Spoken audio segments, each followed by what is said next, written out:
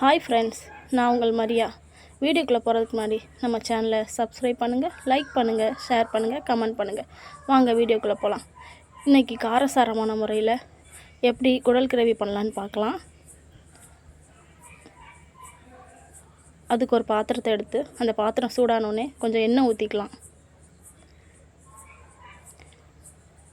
எண்ணெய் சூடானோடனே அதில் கொஞ்சம் பட்டை, கிராம்பு, ஏலக்காய், பிரியாணி இலை, பெருஞ்சீரகம் இது எல்லாத்தையும் போட்டு நல்லா ஃப்ரை பண்ணிக்கலாம். இது எல்லாமே நல்லா ஃப்ரை ஆனோடனே ஒரு கைப்பிடி அளவுக்கு சின்ன வெங்காயத்தை பொடியாக நறுக்கி போட்டுக்கலாம். இதெல்லாம் வதங்கினோடனே அதுக்கு தேவையான மசாலா அதையும் நம்ம கொஞ்சமாக சேர்த்துக்கலாம். அந்த மசாலா என்னென்னா மல்லித்தூள், மஞ்சப்பொடி, வத்தப்பொடி, மட்டன் மசாலா, மிளகு பொடி, சீரகப்பொடி. இது எல்லாத்தையும் அந்த எண்ணெயிலே நம்ம வதக்கி எடுத்துக்கலாம். அது கூட ஒரு 1/4 கப் அளவுக்கு தேங்காய் பொடியாக நறுக்கி வதக்கி எடுத்துக்கலாம். இந்த மசாலா எல்லாமே நல்லா வதங்கி ஆற வச்சு நம்ம ஒரு மிக்ஸி ஜாரில் அரைச்சி எடுத்துக்கலாம். இப்போ குடல் கிரேவி செய்ய ரெடி ஆகலாம். ஒரு பாத்திரத்தை எடுத்து சூடான உடனே அதில் கொஞ்சம் எண்ணெய் ஊற்றிக்கலாம்.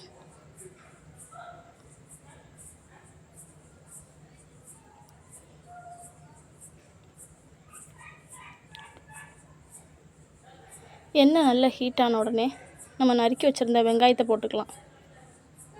ஸ்பைசஸும் நம்ம சேர்க்க போகிறதில்ல, ஏன்னா ஏற்கனவே நம்ம எல்லாமே வறுத்து அரைச்சாச்சு. அதனால் நம்ம எதுவுமே நம்ம போட தேவையில்லை. இப்போ வெங்காயத்தை மட்டும் நம்ம நல்லா பொன்னிறமாக வதக்கிக்கலாம். வெங்காயம் வதங்கினோடனே தக்காளி போட்டுக்கலாம். தக்காளி நல்லா வதங்கிறதுக்கு கொஞ்சம் உப்பு சேர்த்துக்கலாம். இது எல்லாமே நல்லா வதங்கினதுக்கப்புறம் நான் ஏற்கனவே குடலை ஒரு 5-6 விசில் விட்டு வேக வச்சு நறுக்கி க்ளீன் பண்ணி வச்சுருக்கேன். அதை உள்ளே சேர்த்து நல்லா வதக்கிக்கலாம். அந்த வெங்காயம் தக்காளியோட நல்லா அது சேர்ந்து வதங்கணும்.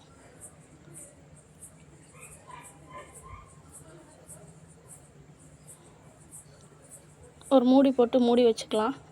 இப்போ ஓரளவுக்கு நமக்கு வெந்ததுக்கப்புறம் நம்ம ஏற்கனவே அரைச்சி வச்சுருக்கோம் மசாலா.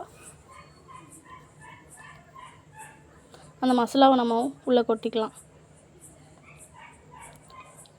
இப்போ நமக்கு எவ்வளோ தூரம் தண்ணி தேவையோ அந்த தண்ணி ஊற்றிக்கலாம். இல்லை நல்லா நமக்கு கட்டியாக வேணும் அப்படின்னா நமக்கு அந்த அளவுக்கு நம்ம பார்த்துக்கலாம். இல்லை தண்ணியாக குழம்பு மாதிரி வேணும்னா நம்ம அதுக்கு தேவையான அளவுக்கு நம்ம தண்ணி ஊற்றிக்கலாம்.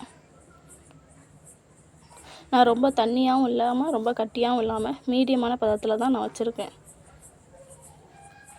ஒரு தடவை நீங்கள் வீட்டில் செஞ்சு பாருங்கள், ரொம்ப டேஸ்ட்டாக இருக்கும். குக்கர் மூடி போட்டு 2 விசில் விட்டு எடுத்துக்கலாம். செஞ்சு பார்த்துட்டு நீங்கள் நம்ம சேனலில் கமெண்ட் பண்ணுங்கள். குடல் கிரேவி ரெடி.